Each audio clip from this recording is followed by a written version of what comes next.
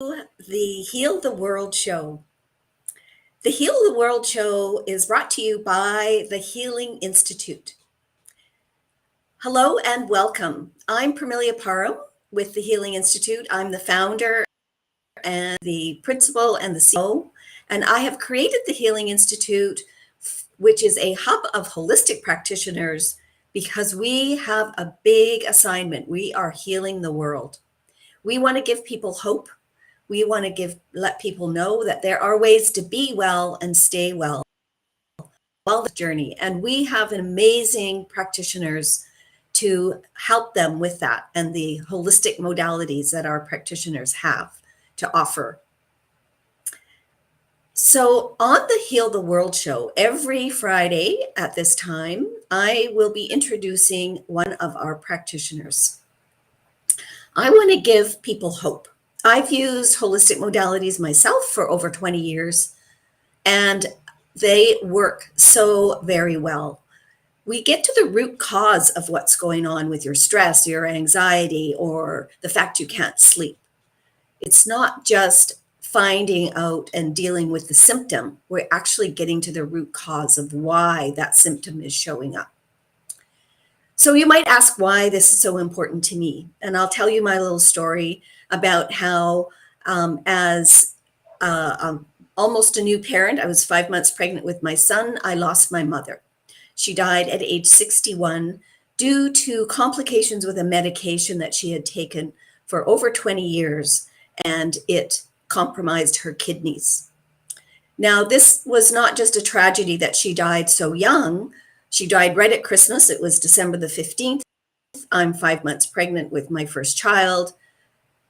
The tragedy also is that she didn't get to meet her grandchildren. And I don't want anybody else to have to go through that. I want people really to know that there are ways holistically on how they can be well. And so today, very, very excited to introduce Paula Milbrat to you. She comes all the way from Eastern Canada and Nova Scotia. And Paula is a parent, educator, a parent coach, and educational consultant. So welcome, Paula. It's wonderful to have you here. Give us a little idea about, as an educational consultant, what are the results that your clients get? Well, that's a really big question. So thank you, first of all, for having me. I am in Nova Scotia and we are experiencing an abundance of rain today, but it is such a pleasure to be here. I founded Empower Mill for educators and parents alike because I was very passionate around social emotional brain development. So when educators come to me, they typically are looking for ways for strategies and practices to work with challenging behaviors. So if a daycare provider has a group of children that are not listening, maybe they're throwing, maybe they're hitting, maybe they're swearing or talking inappropriately, they will normally reach out and say, Paula, we need some help. We need some guidance. Now, I can tell anybody any type of strategy, but what I found worked really well was really understanding emotional wellness and emotional maturity of the child and how you are strengthening that relationship through your communication. So I landed right away in supporting the educator with their image of themselves. So I do a lot of reflective and open-ended questions that inspire self-awareness and deep thinking so that they can understand that they have an expectation of a child based on their own expectations of themselves. And those are planted from our own childhood. So I go in and I create a beautiful workshop with clear objectives and how I'm going to support the educator or the educating team with supporting and understanding social and emotional development. Now, social development is our action, it's our behavior that is a result of how we feel about ourselves. So it's really interesting when sorry, I'm just seeing something pop up. I'm not used to that. It's really interesting when we're working and supporting child development. So that's And, why and and how educators will come to me. beautiful. And so then um, I believe then from what you and I've chatted in the past that the daycare, let's say worker, the daycare teachers, even teachers, if you're working with teachers in a school, then they have they're obviously having a difference with the children. So then the parents would be wanting to know how that happened, and tell us, give us an example of working with a parent or a family. I think you were mentioning one that you had started with out in British Columbia, and you're still working even the East Coast now.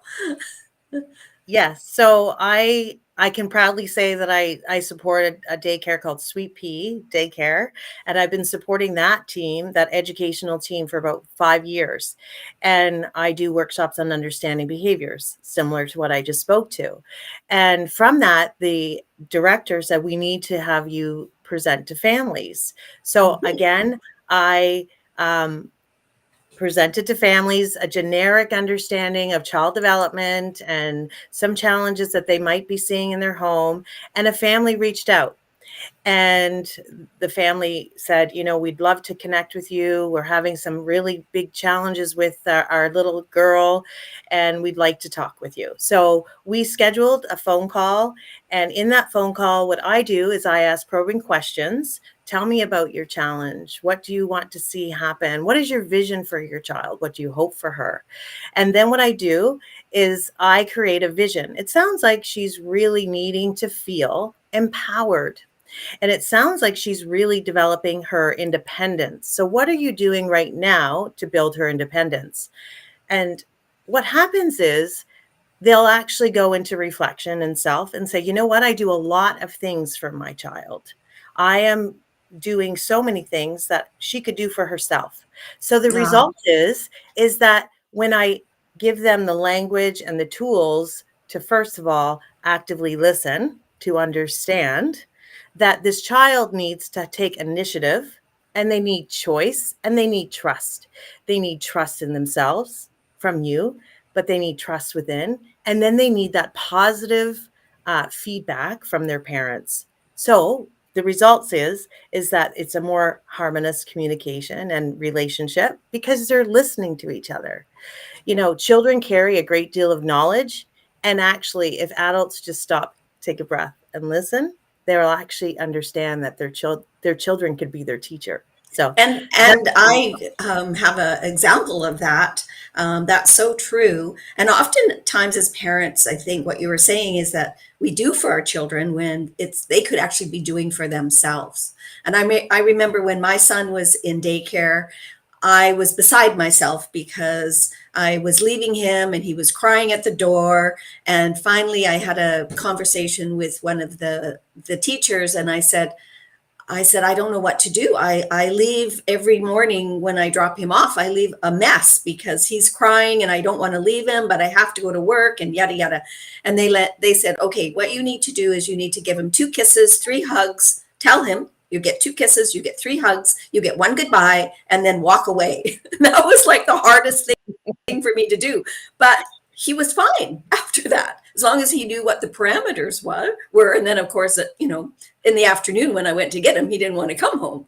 But that sometimes is what we really need to know as parents. We yes. really need to And to you give our children the option. And you need to know that children need a pillar. They need security, and they Mhm. need to know that you're going to follow through and have some joint agreements and expectations of them.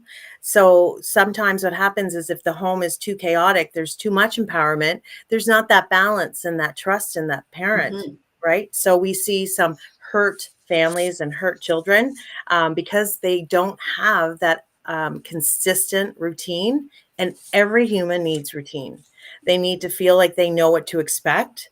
So, some strategies that we might implement are a visual schedule, or empowering the children to set the table, or clear the table at end of supper so that they feel a part of the community Mhm. rather than just being in that space. And being So told what to do all the time. They actually have some autonomy that they can feel like they have they're a little bit empowered to be part of the family. They're not just being told what to do all the time. yeah, and some other strategies and practices that I love to weave into not only within the childcare facility, but at home is gratitude and Mhm. kindness and respect. So when you create expectations within the home and childcare of what that group dynamic looks like, you're preparing them for life, right? So Yes, it's definitely. really important to have this expectation of what kindness looks like. Now, parents come to me sometimes with some very big challenges. I know I Mhm. shared a story with you about how a family was choosing to separate the husband and wife. And when they chose to do that, they wanted to live in the same household. So it's really important to know that even though they were making this decision, they still carried some distrust amongst each other. So when I sat down with them and I asked them about their biggest challenges so far, living underneath the same roof, separated. They disclosed that they were really struggling with not being together and it didn't feel organic. And I just get to the heart of the matter and I say, tell me a time when it did feel organic or in your childhood where you really felt like you mattered or that you had a sense of belonging and worth. And as soon as I asked that question, the father actually broke down in tears because he was reminded that he didn't have a voice. He didn't have decisions. He wasn't able to build trust and confidence. So that automatically builds that trust with the relationship with the families that I'm serving and the educators that I'm also offering resources to and Beautiful. strategies. Yeah, excellent. Yes, that was a very moving story. Well, it actually, a lot of my opportunities with humans have been very empowering. And Mhm. that's why I called my company Empower Mill, was because I really made the connection between our relationship with our families. We're out of our control, but what is in our control is how we show up for ourselves first. And so we cannot support children if we're not landing in love and self care for us as adults. And my goal was to tell women and men how valuable they are as humans first, and know that you're Because they quite possibly have not been told that that's right. as children in their own families, and we all know that there's a lot of you know self-esteem issues that we have as adults that we have to take courses, go to workshops, have people like you be part of our life so that we have that self-worth and that self-esteem. So Yeah. yeah, And beautiful. when I first started to do workshops for educators, I would always say, tell me 3 positive childhood experiences, 3 negative childhood experiences. And people would be, very open about it. It was never about the failure of a math test. It was always about relationship. Mhm. So I always land in the importance of validation, acknowledgement, and connection. The connection to self, the connection to other people. And so there's strategies that we do throughout the day that really result in one area of focus. So for a thriving brain, we need 4 things in our lives. We need healthy attachment, which is between an adult and a child. We need a sense of belonging, community, and if you're spiritual, spirituality. We all need movement and, the outdoors, and we need nutrition and we need sleep. So if there's one area of, growth or something that someone wants to work on, typically it's within those areas. And so I just really help channel and navigate and facilitate those conversations.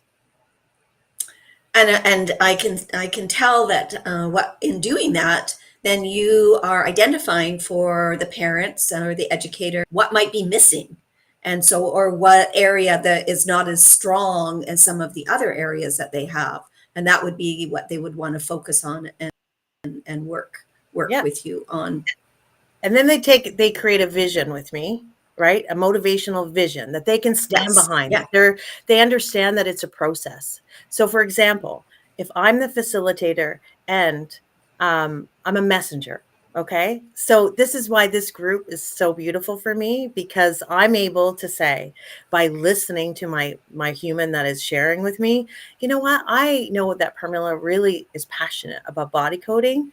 I think that she would be really wonderful for this next chapter of your experience and a resource. So I offer opportunity for people to find additional resources and strategies.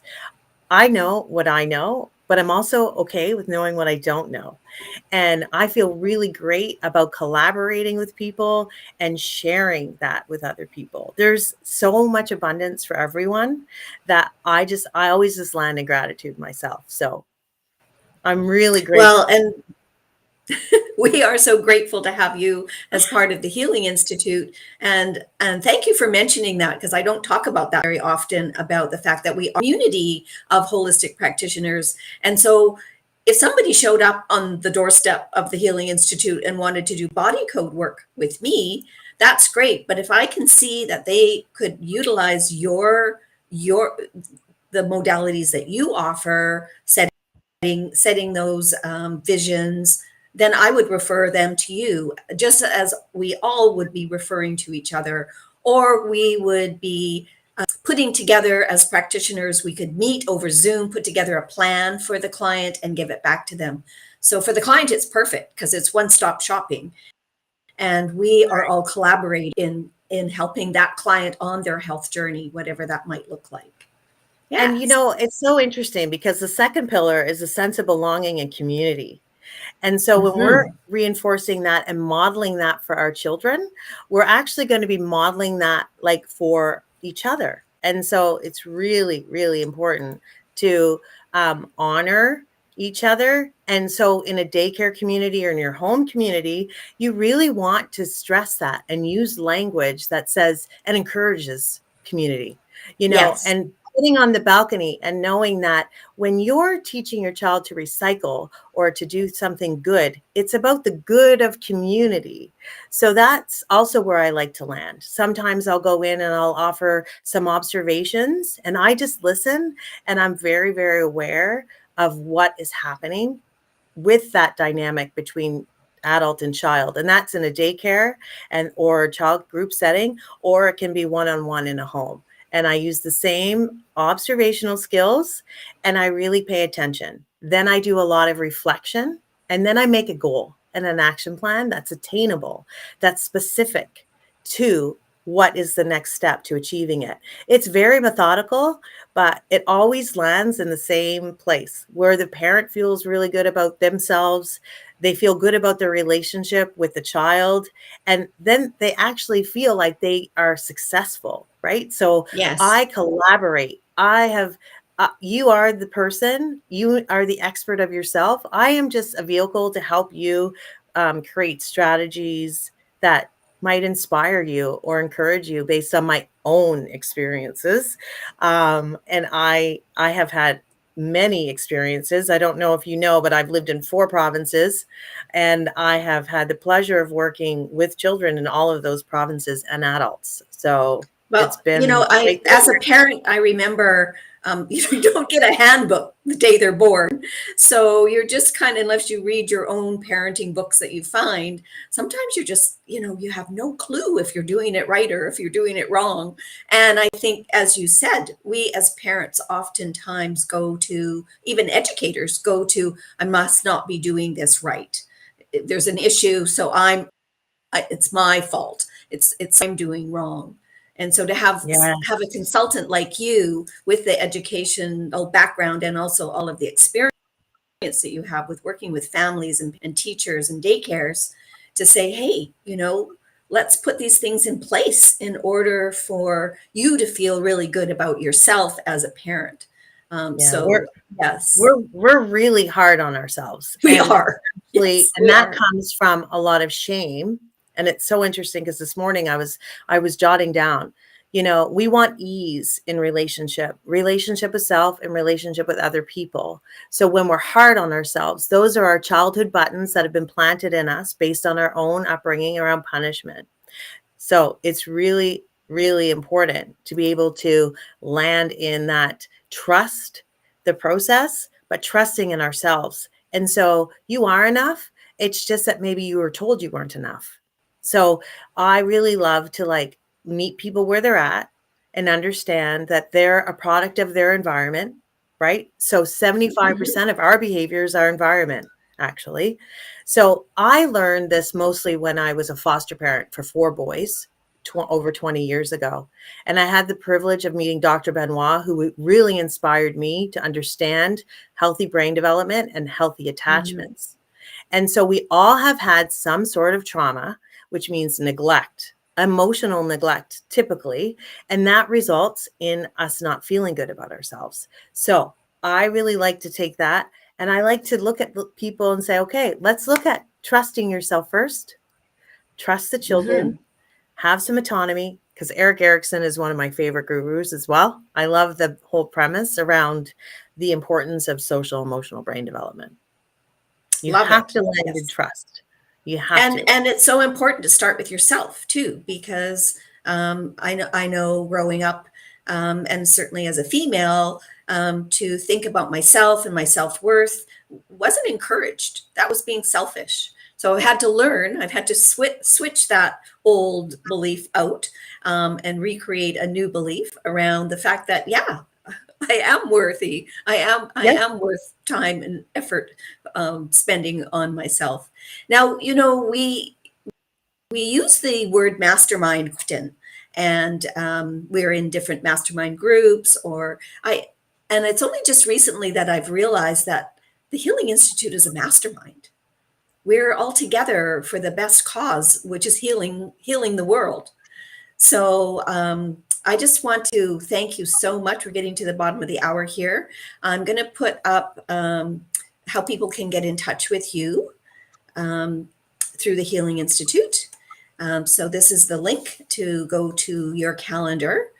And this has been such an enjoyable interview and connection and discussion that we've had today. Paula, thank you so much for being part of the Institute. And I do, one of the things that Paula's offering for those of you that have come on to listen to us today, apparently we haven't had any questions, so we must have been able to explain everything that nobody has got any additional questions.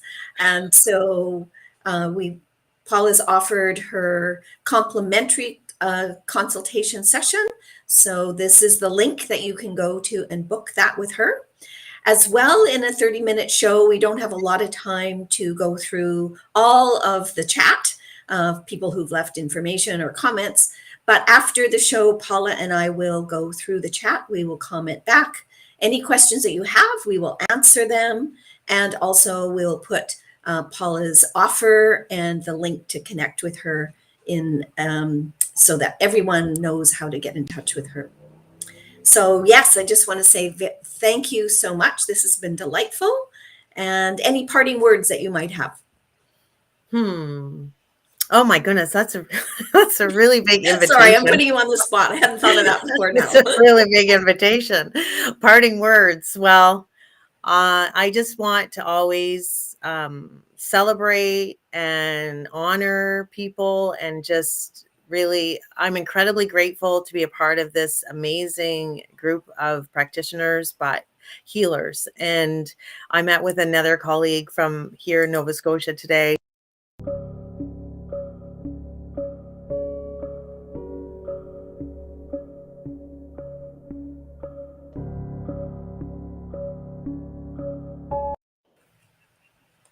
Well, thank you so much again. And thank everybody else for attending today and popping on to our Heal the World show. You know, we have a big job. We have a big ask. We are asking, and we are motivated, and our desire is to heal the world. And so today you got to meet Paula. She's one of our amazing practitioners, and we are all together, the practitioners that we have on the Healing Institute and more that we're inviting to join the Healing Institute.